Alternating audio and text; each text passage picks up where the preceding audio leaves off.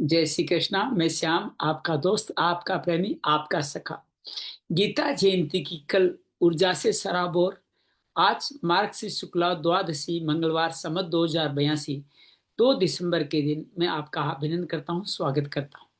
आज हमारा गीता साधक संजीवनी संवाद का 169 एपिसोड है और हम त्रयोदश क्षेत्र क्षेत्रज्ञ अध्याय के 24, 25, 26 श्लोक के बारे में बात करने वाले हैं। अभी तक क्षेत्र क्षेत्रज्ञ अध्याय में हमने शरीर क्षेत्र जो 24 तत्वों और 7 विकारों वाला, इसको जानने वाला क्षेत्रज्ञ यही ज्ञान है। इसके प्रभाव स्वरूप को जाना और इस देहाभिमान के कारण शरीर में उत्पन्न होने वाले अज्ञान के नाश करने के लिए 20 ज्ञान के साधन के बारे में जाना। अमानित्व, अदम्भित्व, तत्व ज्ञानार्थ दर्शन तक जान लिया। साथ में हमने ये जो गे जिसको जानना है वो कौन है, उस सगुण साकार निर्गुण नकार निराकार जो अक्षर ब्रह्म है, जो अनादि है, जो सब लोगों में बराबर स्थित है, सूक्ष्म से सूक्ष्म में, दूर से दूर है, नजदीक से नजदीक है, उस ब्रह्म के बारे में जाना। उस ज्ञेय पदार्थ को जाना और कैसे हम अपने सुख दुख का उसका भोक्ता बना करके उसको प्रकृति पुरुष के रूप में जानते हुए समझाया कि पुरुष को हम भोक्ता बना देते हैं और उस भोक्ता बनाने से धीरे धीरे वो दृष्टा अनुमंता और भरता भोक्ता होकर के महेश्वर तक बन जाता है।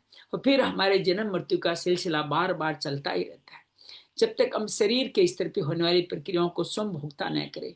बड़ा सुंदर का मैं हूं, मैं शरीर है, हूं परमात्मा है, जो जीव आत्मा हमारे अंदर स्थित है। जब इस मैं हूं का शब्द यूज करते हैं तो हम परमात्मा को इन्वॉल्व कर लेते हैं अपने सारे अहम वर्ती में, अहम वर्ती के साथ अहम कर्ता बना देते हैं। ये सब गुणों के कारण होता है। त्रिगुणों से अगर उसको युक्त कर लेंगे तो निश्चित रूप से हमारा मन जन्म मरण का सिलसिला चलता ही रहेगा। आज इसी कथा को आगे प्रारंभ करेंगे। एक और बात, कल बड़ा सौभाग्य था गीता जयंती के दौरान नारायण स्वरूप परमानंद सरस्वती महाराज जिनके गुरुवार प्रबल जी महाराज जो यज्ञ सम्राट थे, उनके निर्देशों अनुसार वो और उनके गुणवान शिष्य गुण चैतन्य जी महाराज अलग अलग जगह जाकर यज्ञों का आयोजन करते हैं। कल मुझे सहारनपुर के नकुड़ गांव में सुभाष चौधरी जी द्वारा रामदूत कॉलेज में हुए सूर्य पंचायतन यज्ञ और वहां की भागवत कथा में भाग लेने का अवसर मिला। इतनी अद्भुत ऊर्जा थी गांव में। हमारी श्रद्धा और भेंट करने की भावना भी अद्भुत है। गांव के इस धर्म, इस भोलेपन के सारे ही मुझे लगता है कि भारत का वैभव है, भारत की समृद्धि है। तो बहुत सारी ऊर्जा लेकर के आए हैं जीवन में। हमारे जीवन की जो भी समस्याएं हैं उनका समाधान हो, समाज के स्तर पे, परिवार के स्तर पे सबका समाधान हो, उसी का आशीर्वाद भगवान सूर्य की द्वारा लेके समस्त कलेशों को वहीं उसी हवन कुंड में, 100 हवन कुंडों में 100 द्विज ब्राह्मणों द्वारा जो हवन किया जा रहा है उसमें आपके हमारे क्लेश भी हवन किए जा रहे थे और शुद्ध अग्नि प्रसाद लेकर अग्निदेव हमारे सुख शांति हमारे लिए लेके आए। गुरु का आशीर्वाद सब लेके के आज पधारे। आइए क्षेत्र क्षेत्र के योग में प्रवेश करें। उससे पहले हम सब लोग जो अभी तक हम कर चुके हैं उसके बारे में थोड़ी बातचीत करेंगे, लेकिन पहले मन कर्म वचन को भगवान के चरणों में लगाते हैं। नासिका के द्वारों पे ध्यान, अर्धनमुलित आंखों से प्राणपान को सम करके मूलाधार चक्र से भगवान की साधना आराधना वंदना करते हैं। नमो भगवते वासुदेवाय, नमो भगवते वासुदेवाय, नमो भगवते वासुदेवाय, नमो भगवते वासुदेवाय, नमो भगवते वासुदेवाय, नमो भगवते वासुदेवाय, नमो भगवते वासुदेवाय। वसुदेव सुतं देवं कंसचाणूरमर्दनं देवकी परमानंदं कृष्णं वंदे जगद्गुरुं, श्री कृष्णं वंदे जगद्गुरुं। या देवी सर्वभूतेषु श्रीमद्भगवद्गीता रूपेण संस्थिता नमस्तस्यै नमस्तस्यै नमस्तस्यै नमो नमः। या देवी सर्वभूतेषु साधक संजीवनी रूपेण संस्थिता नमस्तस्यै नमस्तस्यै नमस्तस्यै नमो नमः। या देवी सर्वभूतेषु गुरुर्ब्रह्मा गुरुर्विष्णु गुरुर्देवो महेश्वरा गुरु साक्षात् परम ब्रह्म तस्मै श्री गुरुवे नमः। गजाननं भूतगणाधिसेवितं कपितजम्बूफलचारुभक्षणं उमासुतं शोकविनाशकारकं नमामि विघ्नेश्वराय पादपङ्कजं। नमामि विघ्नेश्वराय पादपङ्कजं। त्वमेव माता च पिता त्वमेव बन्धु च सखा त्वमेव विद्या द्रविणं त्वमेव सर्वं मम देव देव तुम्हें सर्वम मम देव देव। शांति शांति शांति। आइए आज के अध्याय में आगे पढ़े। संस्कृत के श्लोकों के जो कल का क्रम भगवत ने दिया वो बहुत अद्भुत था। उसी के आधार पर संस्कृत के मुख्य हर अध्याय के एक दो मुख्य श्लोकों के साथ हम प्रारंभ करते हैं। प्रथम अध्याय श्री परमात्मा ने मैं श्रीमद् भगवत गीता प्रथमो अध्याय, और शुरुआत होती है वहीं से युद्ध का बीज लगता है जब धृतराष्ट्र उवाच बोलते हैं, धर्म क्षेत्रे कुरुक्षेत्रे संवेता युस्व पांडवाकम पांडवाच किम कुरुत संजय। इस तरह से वो दोनों अपने और पांडव के पुत्रों क्या करते हैं वो देखना चाहते हैं, और अर्जुन देखना चाहता है सेना में मेरे सामने कौन खड़े में, उसी के बारे में कहता है सेनियोरूपी और बद्दे रथम स्थाप्य मैच्युत, आप स्थापित कीजिए। और अर्जुन ने कौटुंबिक मोह देखा और अपने स्वधर्म से हट गया। संजय कह उठता है एवं मुक्ता अर्जुन संख्ये रथो उपस्तवि उपासिता है विसर्ज्य से सरंग चापम शोक संविघ्न मानस है।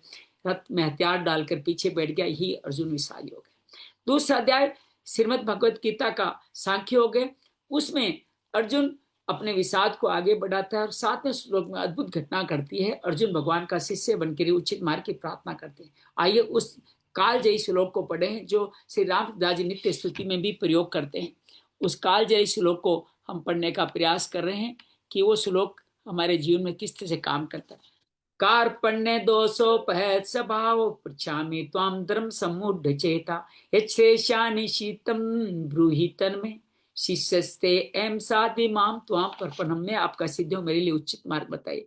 भगवान दो मार्ग बताते हैं, एक सांख्य योग और एक बताते हैं कर्म योग। सांख्य योग बताते हुए भगवान कहते हैं अच्छेद्यो एम अदायो एम अक्लेदो ऐसोस्य एवच नित्यम सर्वगतस्तानु अचलो एम सनातन। ये शरीर ने काटा जा सकता है, ने भेदा जा सकता है, अनंत है, इसलिए किसकी आत्मा की मृत्यु की तुम बात कर रहे हो। भगवान बाद में अर्जुन को निष्काम कर्म योग का भी उपदेश देते हुए युद्ध करने की प्रेरणा देते हैं। और 71वें श्लोक में बहुत स्पष्ट कहते हैं विवाह कामानि सर्वान् पुष्पान् सति निष्प्रह निर्ममो निरंकार शांतिम अधिगच्छति। निष्प्रह होकर के सब कामना से निरंकार होकर के तुम युद्ध करो, तुम ब्रह्म निर्वाण को पा जाओगे।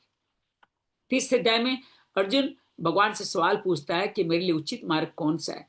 तो भगवान उसको बताता है दोनों ही मार्ग तुम्हारे लिए कल्याणकारी है, लेकिन तुम नियत कर्म करो। नियतंकुरु कर्म तुम कर्म जायो अकर्मण है शरीर स्थापित जयते न प्रषेधेय कर्मण है। तो कहते ये क्या अन्य कर्म सब बंधन बांधने वाले हैं, मैं भी यही करता हूँ, सभी लोग भी यही करते आए हैं। तो अगला श्लोक जो इसका बहुत महत्वपूर्ण है, श्रेयान स्वधर्मो विगुण परधर्मना सोनो स्थिता स्वधर्म निधर्म से परधर्मो भयाव है। अपने धर्म में मरना भी कल्याणकारी है, पर धर्म में जीना भी कामयाब नहीं होता। भगवान कामना से मुक्ति की बात करते हुए चतुर्थ अध्याय में प्रवेश करते हैं कर्म संन्यास योग, जहाँ भगवान पूरे कर्म का इतिहास बताते हुए कहते हैं कि मैं अपने आप का अवतार किस तरह से करता हूँ, उसका कारण बताते हैं। यदा इदाई धर्म से ग्लानिर्भवति भारत है अभ्युत्थानम अधर्म से तदात्मानम सृजाम्यहम्। और करते क्या है, परित्राणाय साधूनां विनाशाय से दुष्कृतम धर्म संस्थापनार्थाय संभवानि युगे युगे।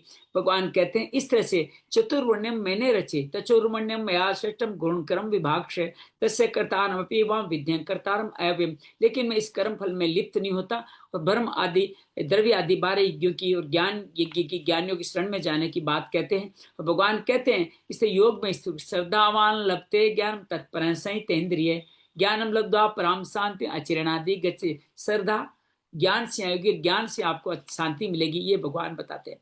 पंचम अध्याय में संजय अर्जुन पूछता है संन्यास योग कर्म योग में कौन श्रेष्ठ है। भगवान कहते हैं दोनों ही श्रेष्ठ कार्य है, क्योंकि कर्म योग युक्त होकर अपना कार्य करता है और ज्ञान योगी शरीर के विवेक के द्वारा अपना कार्य करता है।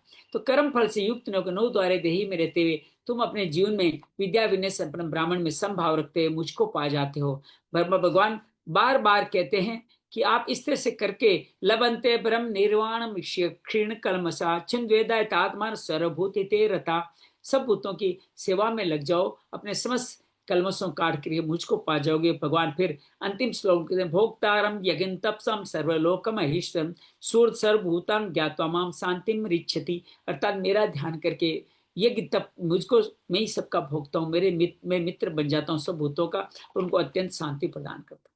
छठा अध्याय आत्म संयोग में भगवान कहते हैं कर्म फल में जो संग्रहित नहीं है वो आत्मा को उद्धार करता है, आत्मा को आगे पहुंचे, जितात्मा होता है और सब समदर्शी बन जाता है। और भगवान कहते हैं इस तरह से ध्यान की व्यवस्था कैसे की जाती है उस व्यवस्था को बताते हैं। और साथ में एक विशेष बात कहते हैं युक्ताहार की, युक्ताहार व्यारस्य युक्तस्य क्रम युक्त स्वप्न अबोधस्य योगो भवति दुखा। तो इस तरह से युक्ताहार करके मेरा ध्यान करने वाले अत्यंत सुख पाते हैं, धीरे धीरे भावना और बुद्धि मेरे को स्थापित करते हैं, सब भूत मुझे देखते हैं और मेरे में स्थित होते हैं। अर्जुन कहते हैं मेरा मन चंचल है, मैं कैसे करूं? भगवान कहते हैं ऐसे महाभाव मणि दुर्गिनी रगम चला अभ्यास तो कौनते विराग्य घृते, ये मन चंचल है, अभ्यास विराग्य के द्वारा तुम जीवन में आगे लगाओ और तुम मुझको पा जाओगे। अंतिम श्लोक बड़ा अद्भुत है, योगी नाम अपनी सर्वेशा मदगते नंत आत्मना श्रद्धावान भजते युम स में युक्त तमो मत है। जो योगी नाम सब लोग जो मेरे प्राणों के मेरा भजन करेंगे श्रद्धा भंग वो मुझको पाएंगे, ये यही मुक्ति पाने का मेरा मत है। सप्तम अध्याय में ज्ञान विज्ञान योग में भगवान कहते हैं कि जो कर्म फलों पे आश्रय नहीं करते उन लोगों पे जो मेरे आश्रित है उनके लिए मैं ज्ञान विज्ञान कहूँ, सुनने के बाद कुछ भी सुनना शेष नहीं रहेगा। हजारों लाखों में कोई एक सिद्ध होते, बाकी अपरा परा प्रकृति में लगे रहते हैं। हालांकि पृथ्वी की पांचों तत्वों का सार मैं ही हूँ, मैं ओम हूँ, मैं ही ओंकार हूँ, लेकिन त्रिगुणों के माया में रह करके वो इस जीवन में आगे नहीं बढ़ जाते। वो दुष्कृत होता है, माया अपरत करती। कौन आपका भजन करते हैं? भगवान की चतुर्विद्या भजनते माम जनाम सुकृति न अर्जुन आर्तो जिज्ञासु अर्थात ज्ञानी चे भरतर सब। कहते ये भक्त बड़े उदार है, मेरा भजन करते हैं और मैं इनके जीवन में आता हूँ, वो इच्छा द्वेष से मुक्त होकर के मुझको पा जाते हैं, द्वंद्व मोह से मुक्त होकर मेरा कार्य करते हैं। साधिभूता देव मां साधिगम चय विदु प्रयाण काले चयमाम तय विदुर चिक्स, प्रयाण काल में आदिभूत आदिदेव यज्ञ को जानते मेरा भजन करते मुझको पा जाते। अष्टम अध्याय में अर्जुन पूछता है अक्षर भ्रम क्या है, अखिल कर्म क्या है, अखिल भ्रम अध्यात्म क्या है, आदि यज्ञ आदि देव आदि भौतिक क्या है। भगवान सबका समाधान करते हैं और कहते अंश हम जो मेरा स्मरण करते जाता है वो परम मुक्ति को प्राप्त होता है। आपका स्मरण कैसे करें? भगवान अपना परिचय देते हैं। जो भगवान गुरु भगवान की स्तुति का दूसरा श्लोक है हमारे 8वें अध्याय का 9वां श्लोक, कविवम पुराणम अनुशासितारम अणोरिण्यासम समृद्धे सर्वस्य दातारम अचिंत्य रूपम आदित्य वर्णम तम संप्रस्तात्। सगुण निराकार निर्गुण निराकार सबका वर्णन करते हुए भगवान कहते हैं ब्रह्म लोक के सभी लोग पुनरावर्ती है, जो इसको जान जाते हैं वो मुझको पा जाते हैं। भगवान अंतिम श्लोक में कहते हैं वेदेषु यज्ञेषु तपस्सु चैव दानेषु यत्य पुण्यम फलम प्रतिष्ठितम् अत्येति तत्तः सर्वमिदं विदित्वा योगिं परम स्थानम् उपेति चाद्यम्। वेदों में लिखे हुए यज्ञ दान तप सब फलों का मेरे को समर्पित करने वाले मुझको पाते हैं। 9वें अध्याय में भगवान इदम तुम ते गुह्यतम कह के गुह्यतम पवित्र में सुख में धर्म में इस ज्ञान की बात करते हैं जो सहज है। भगवान कहते हैं अश्रद्धा वाले पुरुष इसको नहीं बचते, मृत्यु संसार वर्तनी में आते। जो मुझको संसार में हूँ, संसार मुझ में नहीं है, सब इस तरह से मैं कल्प का मैं ही सर्जन करता हूँ, सभी प्रकृति मेरे दिखता में सारे प्रकृति तो है, लेकिन लोग अवज्ञा करते हैं और देवी संपदा को प्राप्त नहीं होते। आसुरी संपदा के कारण मोगासा मोग कर्माणो मोग ज्ञाना विशेष राक्षिम आसुरिंचे प्रकृति मोहिनी सीता।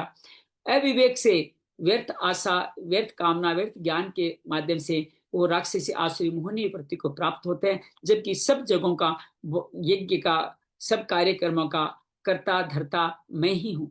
और भगवान कहते हैं कि बाकी सब लोग देवताओं को भजन करते हैं, स्वर्गलोक के विशाल सुखों को पाते हैं और फिर वापस पुनः क्षीणों पर धरती पे आते हैं। कौन नहीं जाता धरती पे? भगवान यहाँ बड़ा सुंदर कहते हैं अनन्याचित यंतो माम ये जना पर्युपासते तेसाम नित्य वियुक्ता नाम योग क्षेम वहामयम। जो मेरी भक्ति करते हैं योग क्षेम वहां में पाते हैं। बाकी देवताओं को भजने वाले देवलोक पाते हैं, जो मुझको अर्पण करते हैं वो मुझको पाते हैं। मेरे लिए कोई प्रिय प्रियनीय हर एक के लिए मैं सुलभ हूँ। अंतिम श्लोक में कहते हैं, मन मनामो बद भक्तो मध्याजीमान नमस्कुरु माँ में बेसी उत्तम आत्मान मत परायण। मेरे भक्त बनो, मेरे नमस्कार करो, मेरे में युक्त हो जाओ, मेरे प्राणों के कार्य को तुम्हें मुक्ति प्रदान करूंगा। 10वें अध्याय में अर्जुन को हित की कामना से भगवान प्रिय वचन बताते हैं कि मेरे इस विभूतियों को, अपनी 20 विभूतियों को बता, तो कहते हैं कोई भी नहीं जानता। मेरे से ही 4 सनकादि 7 महर्षि और 12 मनु हुए हैं। और मेरा भजन करो। भगवान अपने भजन का प्रक्रिया बताते हैं, मच्चिता मदगत प्राणा बोधयंतम परस्परम कत्यंच मान नित्यम तुष्यंती च रमन्त्य। मेरे में चित्त लगाओ, मेरे प्राण हो जाओ, मेरी कथाओं का श्रवण कथन करो, तुम्हें शांति और प्रेम प्रदान करूंगा। भगवान इस तरह अर्जुन जब कहता है कि मुझे अपनी विभूतियों को आप बताइए, आप ही कह सकते हैं, तो भगवान अपनी विभूतियों का वर्णन कहते हैं सब जगह जहां भी कोई विशिष्ट वस्तु दिखाई देती है उन सब में मैं ही मैं हूँ। भगवान कहते हैं मेरी विभूतियों को अंत नहीं है। नान्तो अस्ति मम दिव्यान विभूतानां परन्तप एस्तुदे सदप्रभुर्तेर विस्तरो मया। ये सारी विलक्षण वस्तुएं मेरी विभूति, समस्त ब्रह्मांड मेरे से व्याप्त है। 11 अध्याय में अर्जुन उन विभूतियों का विश्व दर्शन करना चाहता है कि मेरे लिए देखा सक्षम हो तो मुझे अवश्य दिखाए। भगवान कृपा करके उसको अपना विश्व रूप दिखाते हैं और वो देख नहीं पाता चरम चक्षुओं से, तो भगवान उसको दिव्य चक्षु प्रदान करते हैं। संजय कहते हैं अनेक अद्भुत दर्शन वाला बड़ा सुंदर श्लोक, आइए पढ़ लेते हैं। अनेक वक्त नयनम अनेका अद्भुत दर्शन अनेक दिव्याभरण दिव्या अनेको आयुधम। इस तरह दिव्या माल्याम बंधन दिव्य गंधानुलेपनम सर्वाश्यमरम देम अनंत विश्वतो मुखम। हजारों सूर्य के प्रकाश का दिव्य प्रकाश वाले भगवान को देखता है और अर्जुन उनकी स्तुति करता है। अर्जुन थोड़ा भयभीत होता है, पूरा जगत व्यथित हो रहा है। ये भी कहता है सब आपका आदि मध्य अंत नहीं जान पा रहा, सब 11 रुद्र 12 आदित्य सब कुछ आप में देखता है। और कहता है कि आपके जो विकराल दाढ़ों में मेरे नहीं धृतराष्ट्र के पुत्र नहीं समझ द्रोण भीष्म सभी चूर्ण की तरह चिपके हुए हैं। आप कि अग्नि, आप जैसे आप अग्नि और पतंगे आपके मुंह में जा रहे हैं, आप समुद्रों सभी नदियां बन करके आपकी तरफ की जो है, हे देवर आप कौन हो। आइए इस श्लोक को पढ़ते हैं। अर्जुन की स्तुति इसमें ही निहित है। आख्यायि में के भगवान उग्र रूपो नमस्तु ते देवहर प्रसिद्ध विज्ञा तुम इच्छा में भवंत माध्यम नहीं प्रजनामि तम परवीतम। आप कौन है मैं जानना चाहता हूँ। भगवान कहते हैं मैं सबका नाश करने बड़ा हुआ काल हूँ, सब मारे हुए हैं, मारे जाने वाले हैं, तुम निमित्त मात्र बन जाओ और अपने जीवन में आगे बढ़ जाओ। पर ये श्लोक बड़ा सुंदर है। तस्मा उत्तिष्ठ यशो लभस्व जित्वा सतुन भुगुष्य राज्यम समृद्धम मय वेते नेता पुरमेव निमित्त मात्रम भव्य सव्य साचिन। आप और हम सब निमित्त मात्र, मैंने भगवान ने सब कुछ कर रखा है। अर्जुन बार बार कहते हैं आपके नाम गुण लीला से सभी लोग कल्याण पा रहे हैं, आदि देव पुरुष हो, सब कुछ आप ही हो, आपसे समान ही तो आपसे बढ़कर कौन हो। अपने लिए क्षमा मांगता है कि जैसे पिता पुत्र को करता है, मुझे क्षमा करिए, मुझे चतुर्भुज रूप दिखाइए। भगवान कहते हैं रूप मेरा वेद यज्ञ दान से भी देखा नहीं जा सकता, जो तुमने देखे तुम व्यथित न हो। और संजय कहता है इस तरह उन्होंने चतुर्भुज बाद में द्विभुज रूप दिखाकर आश्वासन दिया। अर्जुन कहता है मैं अब शांति को प्राप्त करूं, लेकिन भगवान कहते हैं मेरा यह दर्शन किसी वेद पढ़ने से, यज्ञ से, ध्यान से, उग्र तप से नहीं पाया जा सकता, ये पाया जाए सिर्फ अनन्य भक्ति से। आइए उस भक्ति के इस संदेश को पढ़ते हैं। मत करम कन मत परमो मत भक्त संग वर्जित है निर्वेशर भूत मामेति पांड। अनन्य भक्ति परिभाषा देते हैं मेरे लिए कर्म करे, मेरे प्राण हो जाए, मेरा भक्त बने। किस तरह से बने, किसी कामासक्ति से दूर हो जाए, किससे बेर नहीं रखे, वही मेरा भक्त है।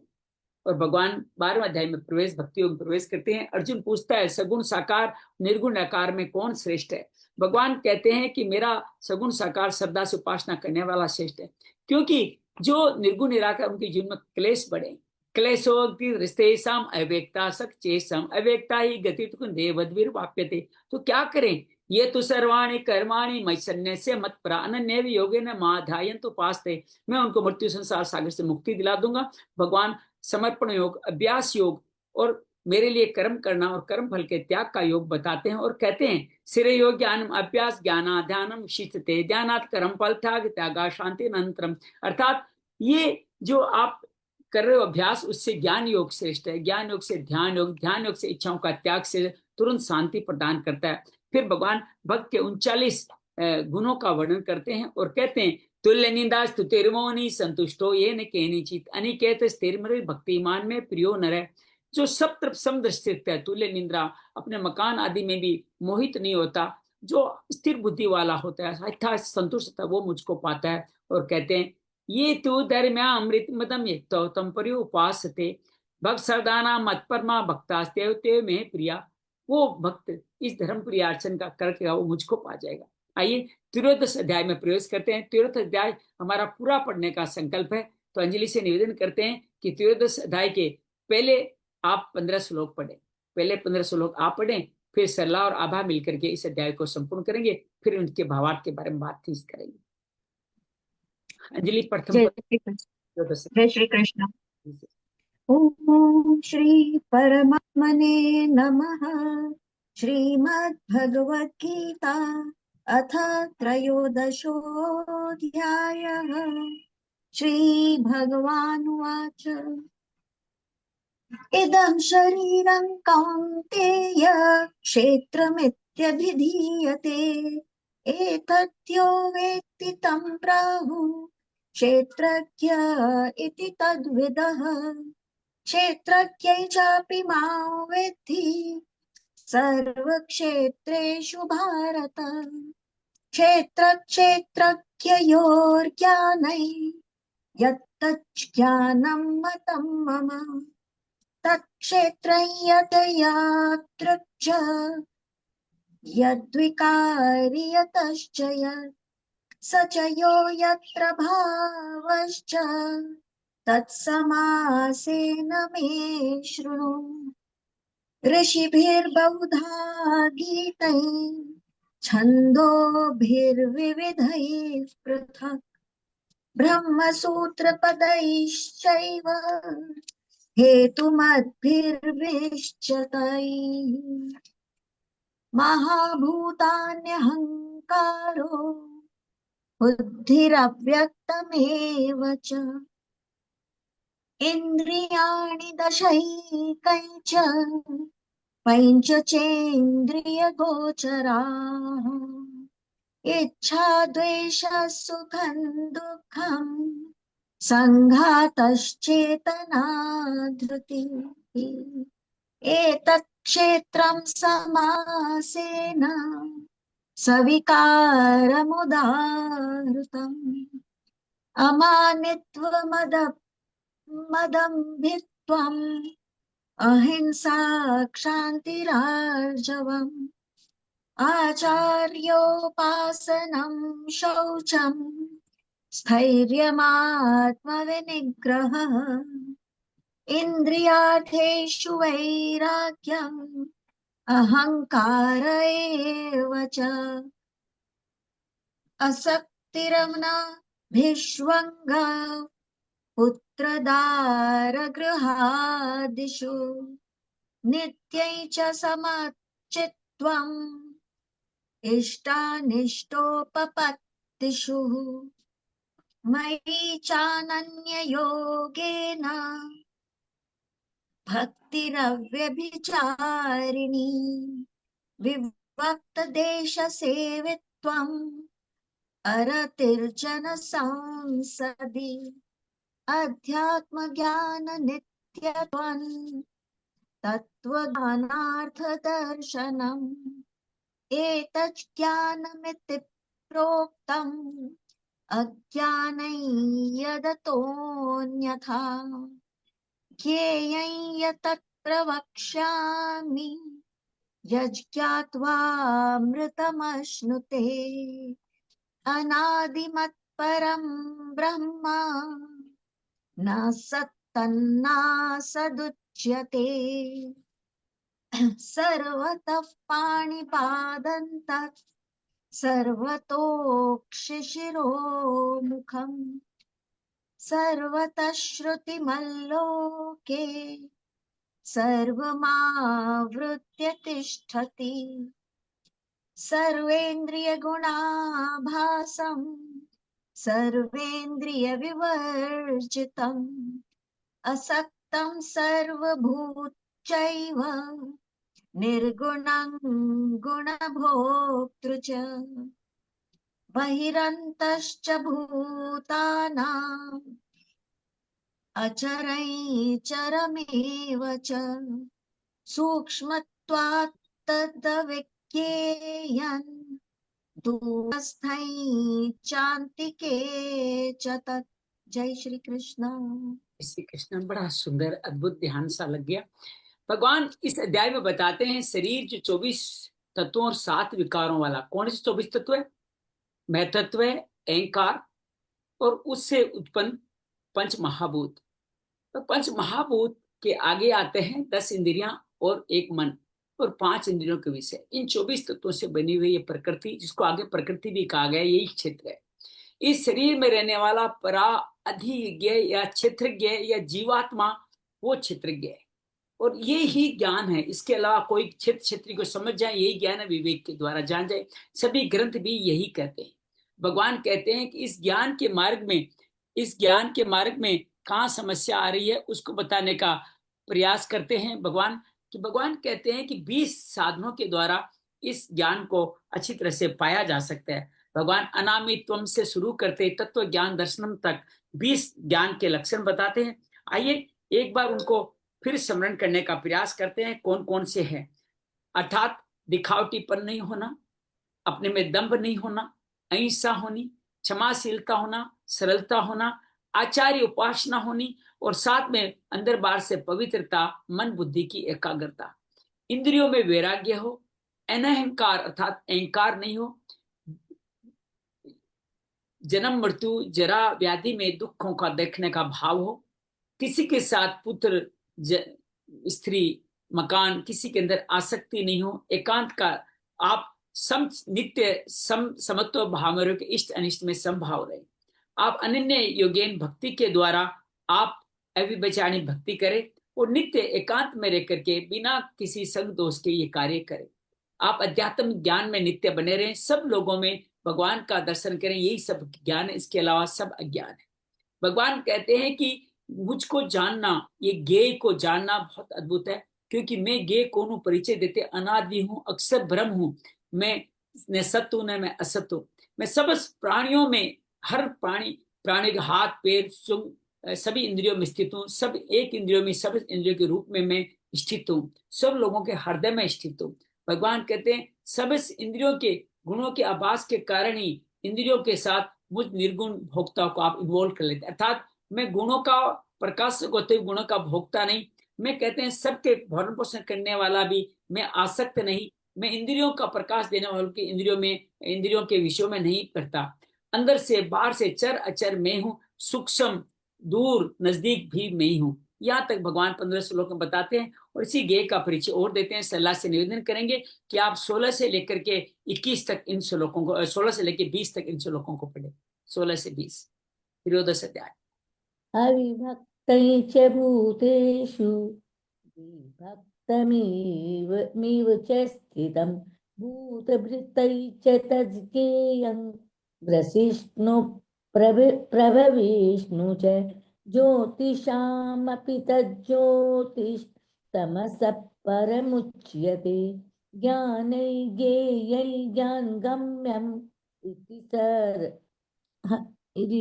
यदि सर्वस्य विशिष्टतम् इति क्षेत्रं तथा ज्ञानै ज्ञेयै चोक्तं समासतः मदभक्त एतद्विज्ञाय मदभावायोपपद्यते प्रकृतिं पुरुषैश्चैव विध्यनादि उभावपि विकरांश्च गुणांश्चैव विद्धि प्रकृति संभवान् कार्यकरणकर्तृत्व हेतु प्रकृतिरुच्यते पुरुषः सुख दुःखानां भोक्तृत्वे हेतुरुच्यते। भगवान अपना परिचय बार बार देते हुए सब प्राणी विभाग रहते हुए भी संपूर्ण प्राणी में स्थित हूँ, ब्रह्मा विष्णु महेश अर्थात उत्पन्न करने वाला, पालन पोषण करने वाला, संहार करने वाला भी मैं हूँ। भगवान कहते हैं अपने ज्योति से इस प्रकाश से तुलना करते हैं कि संपूर्ण ज्योतियों का भी ज्योति अज्ञान से अत्यंत परे हूँ। मैं ज्ञान हूँ, ज्ञान स्वरूप हूँ, जानने योग्य हूँ, ज्ञान से प्राप्त करने योग्य हूँ, और मैं सबके हृदय में विराजित हूँ। हृदय विष्टितम, ये बड़ा सुंदर मंत्र इस श्लोक में भगवान देते हैं। अगले इस श्लोक में भगवान कहते हैं इस प्रकार क्षेत्र अर्थात शरीर, ज्ञान क्षेत्र को जानना और गेयम गे मतलब जीव को संक्षेप से कहा गया है। मेरा भक्त इस तत्व को जानकर मेरे भाव को जल्दी ही प्राप्त हो जाता है। भगवान बार बार कहते हैं प्रकृति और पुरुष दोनों को तुम अनादि समझो, विकारों और गुणों को प्रकृति से उत्पन्न समझो। इस करण के द्वारा उत्पन्न किरण प्रकृति हेतु कही जाती है, लेकिन हम सुख दुख का भोक्ता भगवान पुरुष को बना लेते हैं। इसी कारण से बार बार जन्म मरण के सिलसिले में हम बढ़ते चले जाते हैं। इस तरह से भगवान ने इतने सारे श्लोक के माध्यम से आभा हमारे साथ मौजूद है। आभा 21, 22, 23 आप पढ़े। 21, 22, 23, 21, 22, 23 जो हमने कल करे थे। जय श्री कृष्ण। पुरुषः प्रकृतिस्थो हि भुङ्क्ते प्रकृतिजान् गुणान् कारणं गुणसङ्गोऽस्य सदसद्यो निजन्मसु उपदृष्टानुमन्ता च भर्ता भोक्ता महेश्वरः परमात्मेति चाप्युक्तो देहेऽस्मिन् पुरुषः परः य एवं वेत्ति पुरुषं प्रकृतिं च गुणैः सह सर्वथा वर्तमानोऽपि न स भूयोऽभिजायते। भगवान कहते हैं प्रकृति में से पुरुष से प्रकृति जिन्हें गुणों का भोक्ता हम बना देते हैं तो ऊंच नीच की जोनियों में कारण बन जाता है। अर्थात हम उसको इन्वॉल्व कर लेते हैं तो फिर वही आपको ऊंच नीच की योनियों में। आपके शरीर में सामर्थ्य नहीं कि आपको ऊंच नीच की योनि मिले, शरीर को भुगतने दे, लेकिन जब उस भोक्ता को बना देते हैं, उसको उपद्रष्टा अनुमंता शरीर के साथ संबंध बना देते हैं तो दृष्टा बन जाता है। उसके साथ मेरे अनुमंता अनुमति सम्मति देने वाला बन जाता है।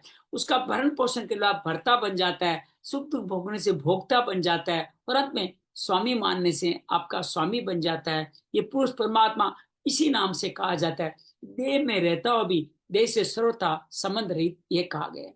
भगवान कहते इसका पुरुष को गुणों के सहित प्रकृति को जो मनुष्य जानता है, पुरुष प्रकृति को उसके गुणों से जान। तीन चीजें प्रकृति हमारे सत्व रजस तमस जिनके कारण हम उसको भोक्ता दृष्टा अनुमंता महेश्वर बनाते हैं वो, और उस पुरुष को जो भली भांति जानता है वो फिर कभी जन्म नहीं लेता। आप उसको इन्वॉल्व कर देते हैं तो जन्म लेते, इन्वॉल्व नहीं करते तो आप जन्म नहीं लेते। तो भगवान इस तरह से जन्म मरण सहित होने का उपाय आगे के श्लोकों में बताने वाले। आइए 24वां 25वां 26वां श्लोक पढ़ते हैं। क्या कहा है भगवान ने। ज्ञानेन आत्मनि पश्यन्ति केचित् आत्मन आत्मनः अनन्ये सांख्येन योगेन कर्म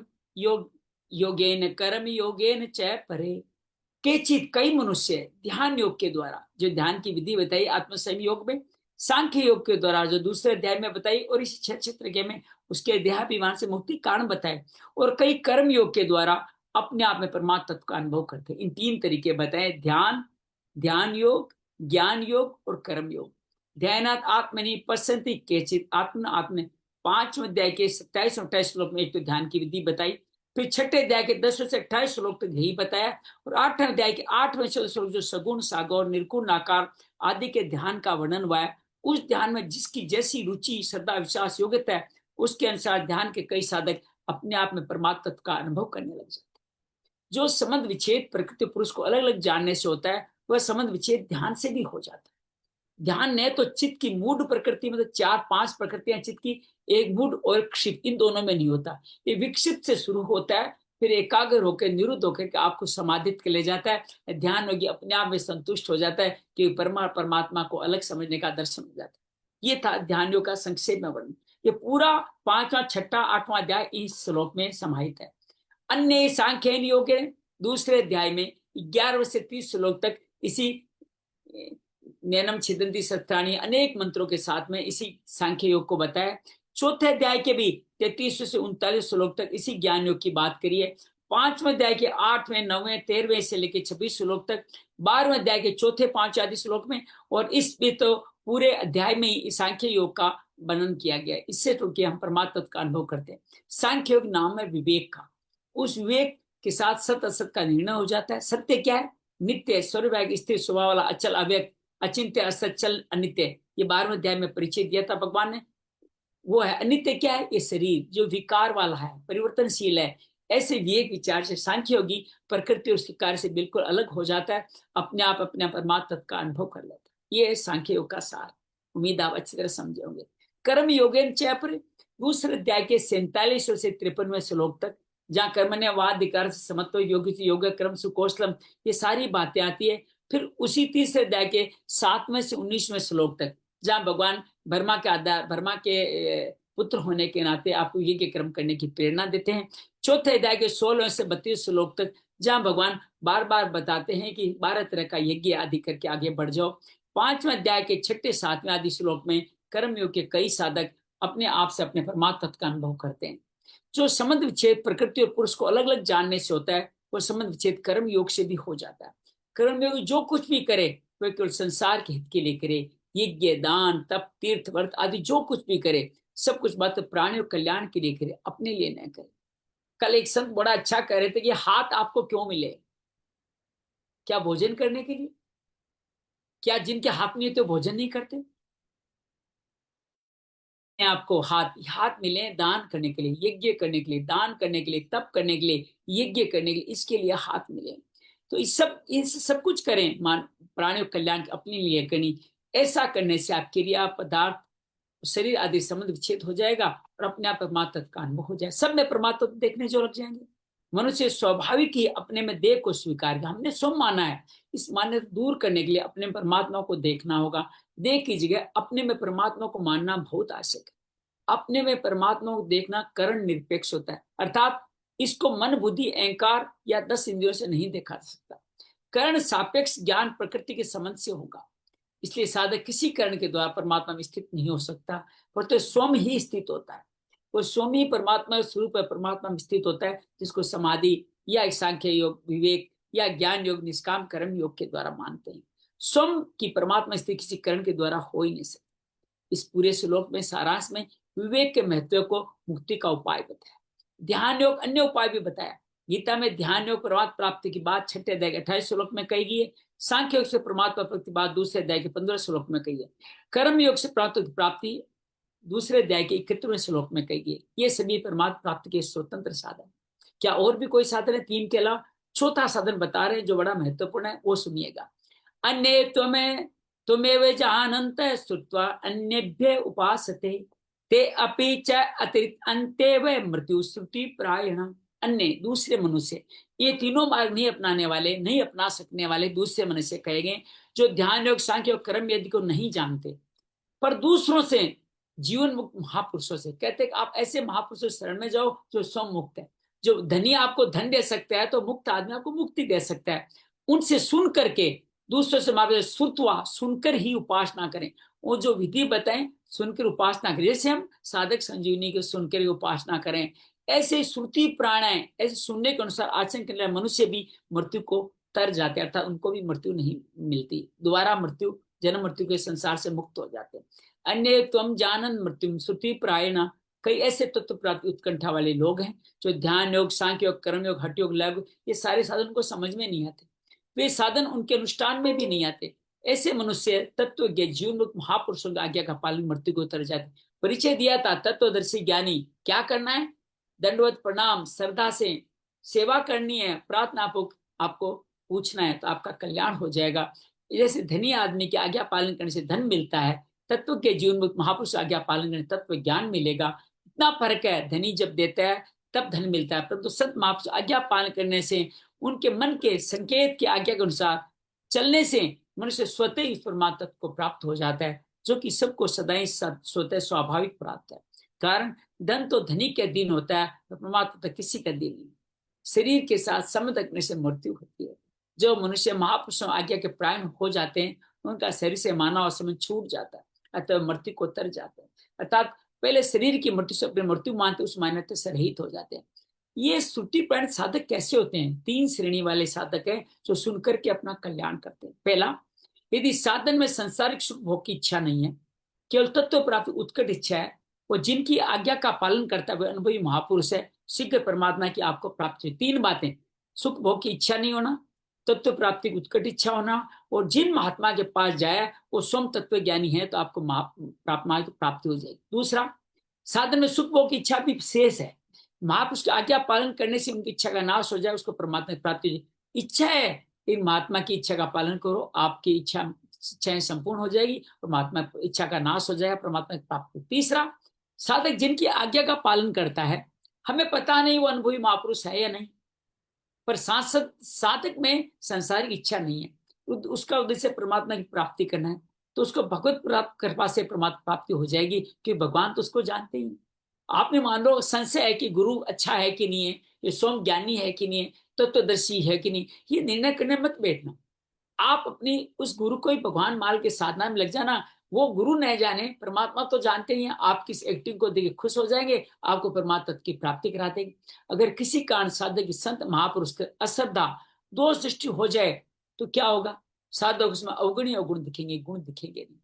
अरे ये संत मोटा क्यों है, ये इतना बहुत खाता है क्या, इसके साथ में चंवर ढलाए क्यों जल रहे हैं, ये ऐसे बड़े सिंहासन पे क्यों बैठता है, इसको सब लोग प्रणाम क्यों करते हैं, ये तो मोबाइल पे भी बात करता है। हजारों बातें हम देख सकते हैं अपने संतों में। जितने दोष दृष्टि करेंगे वो अवगुण उनके नहीं है, क्यों महापुरुष तो गुण अवगुणों से ऊंचे उठे हुए हैं। उनमें अश्रद्धा होने पर अपना भावी उनमें दिखेगा। हम जो कार्य करते हैं ना, वो प्रतिबिंब की तरह महात्मा में दिखे। महात्मा एक दर्पण की तरह है, लेकिन जिसमें कोई दोष ही नहीं है। एक फिल्म का बड़ा सुंदर गाना है कि मेरे बड़े भैया दर्पण की तरह हैं, इसमें कोई दोष ही नहीं, जिसमें कोई दोष नहीं होता। कैसे नहीं होता? आप अपने आप को ही देखते हैं उसके अंदर। तो अश्रद्धा होने से आप उस अश्रद्धा का मतलब यह है कि उस संत में नहीं, आप अपनी अश्रद्धा अपने अवगुण उसमें देखते हैं। जिस भाव से देख उसी भाव का संबंध हो जाता है। अवगुण देख संबंध अवगुणों से होता है। साधक को क्या चाहिए? तत्व मार्ग क्रियाओं पर आचरणों पर ध्यान नहीं दे, तटस्थ होकर के रहे। संत महापुरुष ज्यादा लाभ हो ही ले सकता है जो उनसे किसी प्रकार संसारिक व्यवहार का संबंध नहीं लेकर केवल परमार्थिक साधन का संबंध रखता। मैं संत जी के लिए ये लेके जाऊं, ये करके जाऊं, उनके लिए ये व्यवस्था कर दूं, इनके लिए ये व्यवस्था करना अच्छा है, सेवा करना अच्छा है, लेकिन उसके प्रति के प्रतिफल का भाव आ गया तो ये परमार्थिक साधन नहीं बनेंगे, ये आर्थिक साधन बन जाएंगे। दूसरी बात, साधक को इस बात की सावधान रखनी है, उनके द्वारा इस महापुरुष की कोई निंदा नहीं है। हम कई बार महापुरुषों की बात कर देते हैं, ये ऐसा कर रहे हैं बगैर सोच समझे। मैं भी कर देता हूँ। अभी मैं 2 दिन पहले बोल रहा था कि ये जो संत लोग हैं, ये भागवत के नाम पे अपना ज्ञान क्यों बांटते हैं, शुद्ध भागवत क्यों नहीं सुनाते। ये मैंने दोष दर्शन किया, ये गलत था। एक संत के बारे में कल मैंने कहा कितना उग्र होके बोलते हैं, इनको सुनना ही आसान नहीं है। ये मैंने दोष दर्शन किया, ये मेरा दोष था जो मैंने उनमें देख लिया। तो इस तरह से कहीं भी निंदा न हो, ये सावधानी रखनी है। तो गीता में बार बार संकेत दे सुधरने का। यदि निंदा करेगा तो कहीं भी उन्नति नहीं होगी। परिशिष्ट का भाव क्या है? जिन मनुष्य शास्त्रों को समझने की योग्यता नहीं है, जिनका विवेक कमजोर है, जिनके मृत्यु से तरने की उत्कट अभिलाष, ऐसे मनुष्य जीवन मुक्त संत महात्माओं की आज्ञा के पालन मृत्यु को तर जाते हैं। उपनिषदों में एक कथा आती है, जबाला का पुत्र सत्यकाम गौतम ऋषि के पास उपदेश लेने जाता है।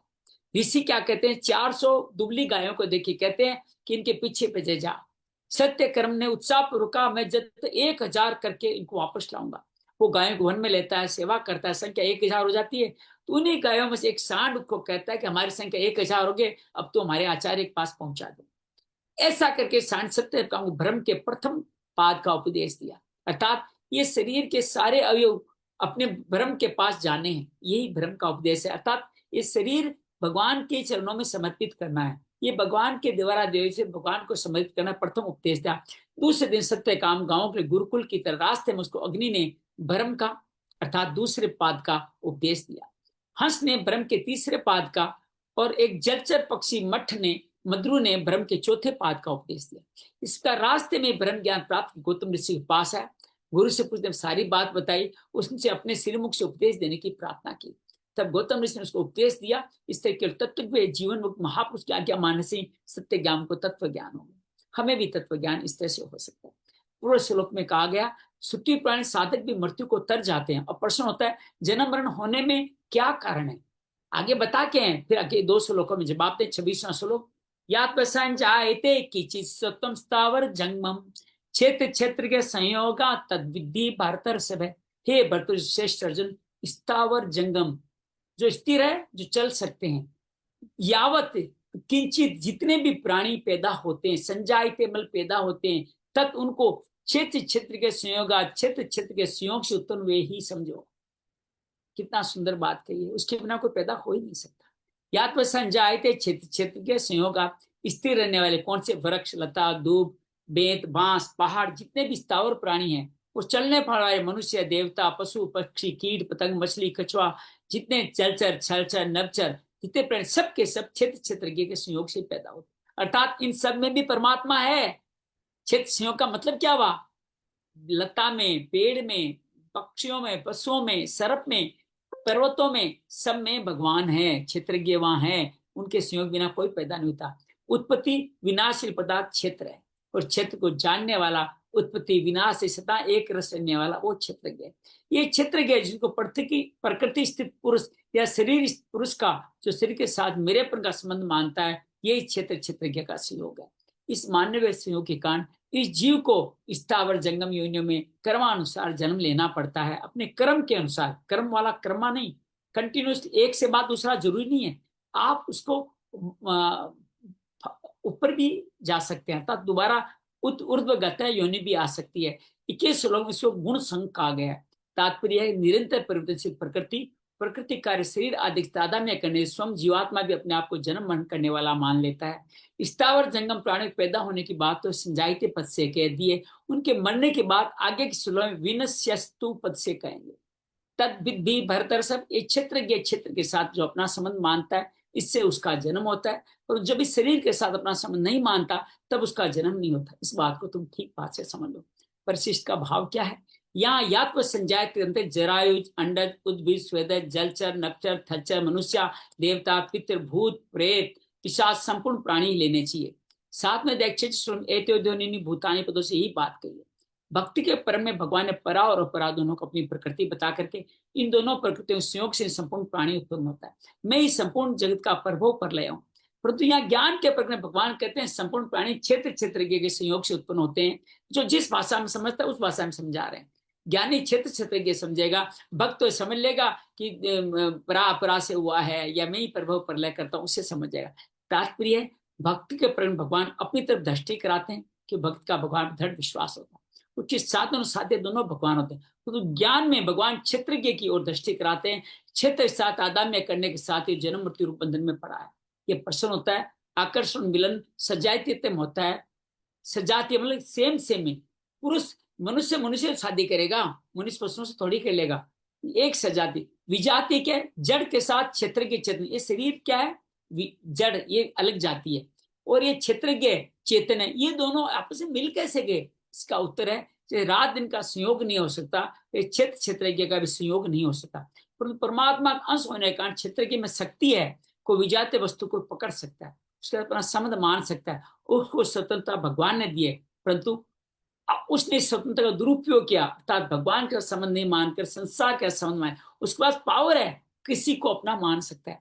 मानना था किसको? भगवान को। मान किसको लिया? शरीर को।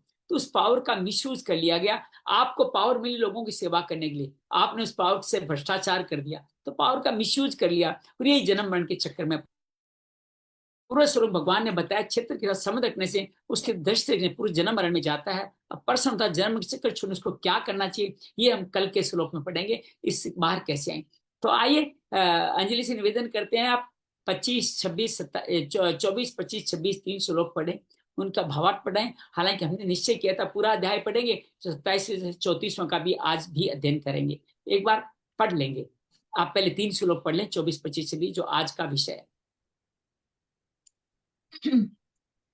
ध्यानेनात्मनि पश्यन्ति केचिदात्मानमात्मना, अन्ये सांख्येन योगेन कर्मयोगेन चापरे, अन्ये त्वेवमजानन्तः श्रुत्वान्येभ्य उपासते, तेऽपि चातितरन्त्येव मृत्युं श्रुतिपरायणाः। यावत् संजायते किञ्चित् सत्त्वं स्थावरजङ्गमम्, क्षेत्रज्ञसंयोगात् तद्विद्धि भरतर्षभ। जय श्री कृष्ण। क्या कहा है भगवान ने इन 3 श्लोकों में? तो इसमें तीनों में भगवान बोलते हैं कि परमात्मा को, हाँ, परमात्मा को कई मनुष्य तो ऐसे हैं जो परमात्मा को सूक्ष्म, अपनी शुद्ध और सूक्ष्म बुद्धि से ध्यान के द्वारा हृदय देखते हैं। मतलब 3 प्रकार से भगवान को देखा जाता है, या तो ध्यान योग से, अपना ज्ञान योग से, या कर्म योग से। इन तीनों के द्वारा कुछ मनुष्य भगवान को अपनी ज्ञान बुद्धि से, सूक्ष्म बुद्धि से देख लेते हैं। लेकिन कुछ मनुष्य ऐसे होते हैं जो कि इन तीनों से नहीं देख पाते। तो वो क्या करते हैं कि जो तत्व ज्ञानी पुरुष हैं उनकी वाणी को सुनते हैं। जैसे प्रभु जी, हम आपकी वाणी को सुन रहे हैं और और इस संसार रूपी, इस मृत्यु रूप संसार सागर से पार हो रहे हैं। तो कुछ मनुष्य ऐसे होते हैं। फिर आगे इस चराचर जगत में हर प्रकार के प्राणी उत्पन्न होते हैं, और उन सबको क्षेत्र क्षेत्रज्ञ के संयोग से ही उत्पन्न होते हैं, अपने कर्मानुसार उत्पन्न होते हैं। तो हमें ऐसा जानना चाहिए। बहुत सुंदर, बहुत अद्भुत, बहुत सहज है 3 श्लोक और समझ में आने लायक है। फिर समझ लो तो पूरा गीता समझ में आ गई। गुरुदेव जी आभा, आप कुछ करना चाहेंगे इस 24, 25, 26 के श्लोक में? बहुत सहज ज्ञान दिया है भगवान ने, किन साधनों से भगवान को पाया जा सकता है और क्यों मुक्ति नहीं पाता, किस तरह से जन्म होता है, उसका तरीका बताया गया। पहले मुक्ति कैसे ले पाता है और फिर जन्म क्या होता है, दोनों तरीके यहाँ बताए गए। अनम्यूट करें अपने पास गुरदीप पहले।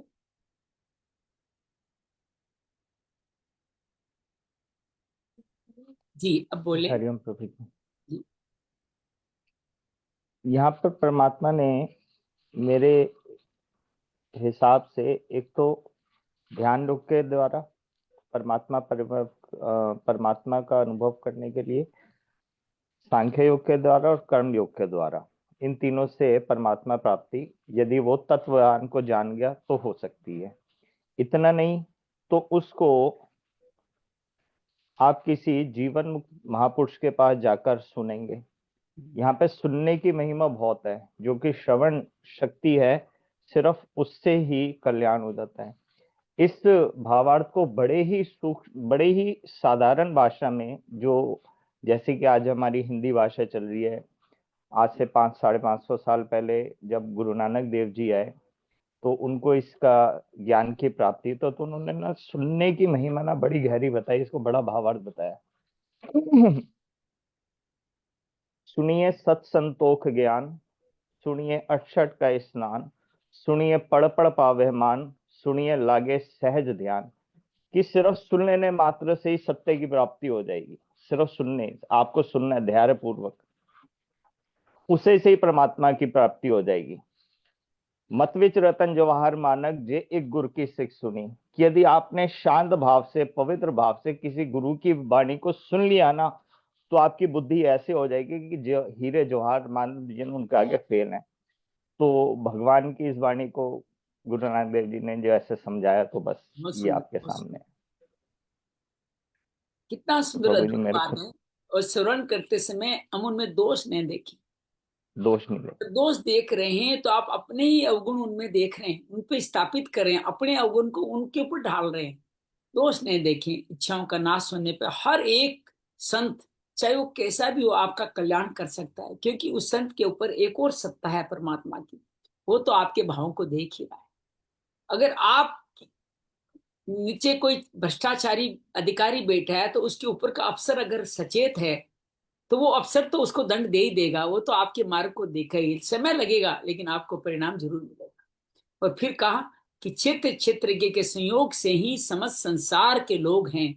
पहाड़ का नाम भी लिया है, लता दूब का भी नाम लिया है। जैसे हम कहते हैं ना, हर में हम लोग हर किसी को पूज लेते हैं, गोवर्धन पत्थर को पूज लिया, नर्मदेश्वर को पूज लिया, शालिग्राम को पूज लिया। तो कण कण में भगवान है। यही भगवान कहते दुनिया में कोई ऐसी चीज नहीं है जो मेरे बिना उत्पन्न हो गई है। तो बड़ा अद्भुत है। आइए इन श्लोकों का एक अनुभव करने का प्रयास बहुत करें। सुंदर। इन श्लोकों को किस तरह अनुभव करें। आराम से बैठ जाएं,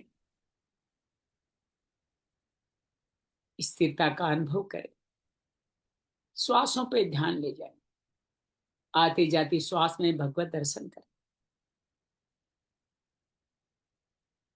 चेहरे पे मुस्कान ओढ़ करके भगवत चरणों में स्थापित हो जाए। ये शरीर एक क्षेत्र है। इस शरीर को सत्ता मिली है क्षेत्रज्ञ से, अर्थात हमारा उत्पत्ति क्षेत्रज्ञ के संयोग से ही हुई। केवल हमें क्यों, स्थावर जंगमम, अर्थात जो स्थिर हैं और जो चल सकते हैं, ऐसी हर एक चीज।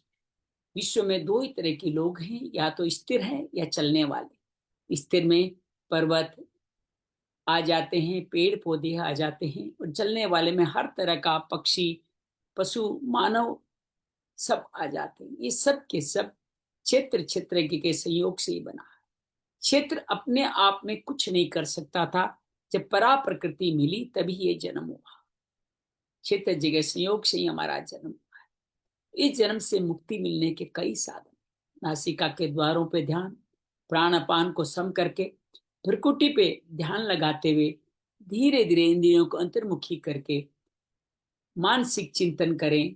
परम परमात्मा का मन जहां भी जाए लौटा के उसमें ले आए, और इस तरह मानसिक चिंतन करते करते विकसित चित्त को एकाग्र निरुद्ध करके हम भगवत दर्शन समाधि के द्वारा करें।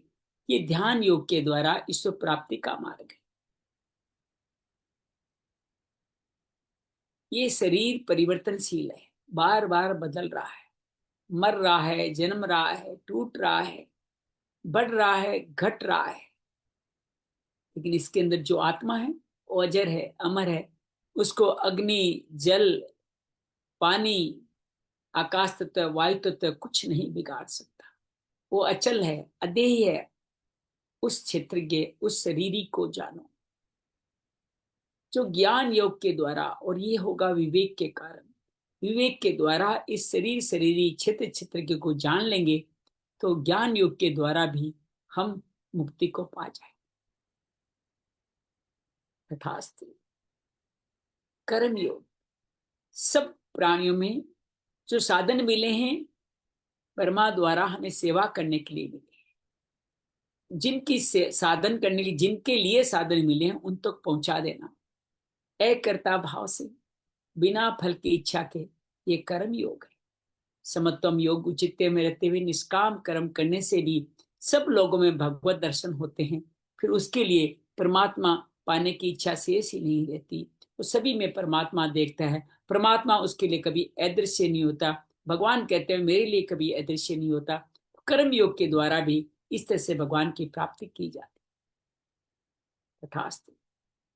ध्यान योग, ज्ञान योग, कर्म योग भी सहज नहीं लगे तो जो तत्वज्ञानी महापुरुष है उसकी शरण में जाए, बिना दोष दृष्टि करे हुए, इच्छाओं को नाश करने की उत्कंठ इच्छा हो, मुक्त होने की इच्छा के साथ जाए, दंडवत प्रणाम करते हुए श्रद्धा से उनकी सेवा करें, प्रार्थना पूर्वक संवाद करें। उन जो कुछ भी कहेंगे श्रुति प्रायण हो जाएंगे। उसको सुन करके स्वयं ही महात्मा आपका कल्याण कर देंगे। हमें सिर्फ अपना गिलास सीधा रखना है, वो होगा दोष दर्शन न करके कृतज्ञ भाव से। भगवान का ज्ञान आता चला जाएगा, गुरु भगवान का ज्ञान, और वो ज्ञान आपको परमात्मा की मुक्ति तक पहुंचा देगा।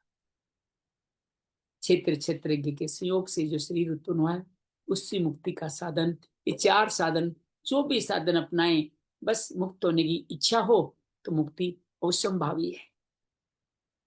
तथास्तु। शांति शांति शांति। आइए बच्चे वे श्लोकों का हम पाठन करते हैं, जो कल से तो हम पढ़ेंगे।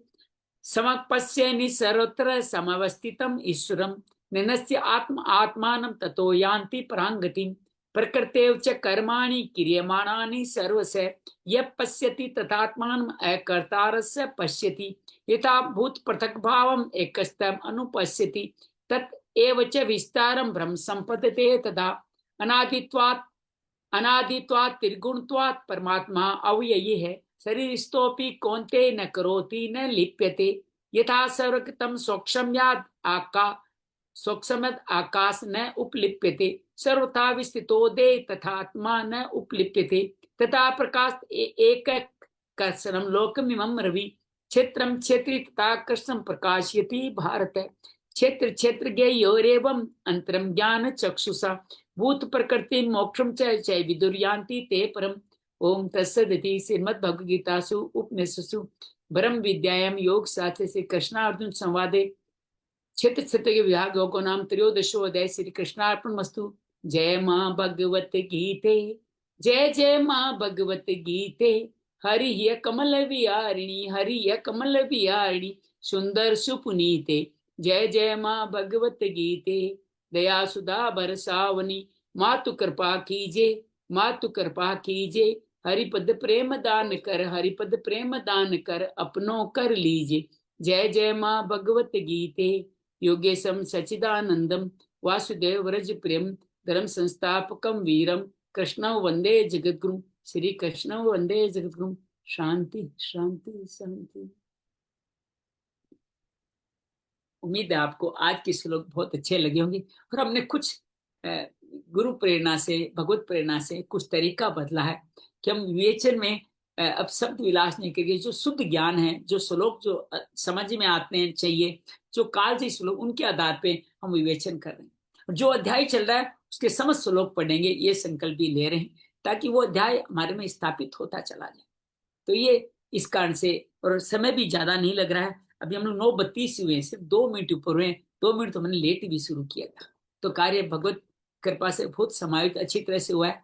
और आप जब दोबारा देख करके सुने या पढ़े सुने तो आप देखें कि किस तरह से श्लोकों के माध्यम से कथा कहानी बहुत अच्छी तरह से संयोजित हो जाती है। बहुत बहुत धन्यवाद, बहुत बहुत आभार। आनंद रहे, मस्त रहे, सबका कल्याण, सबका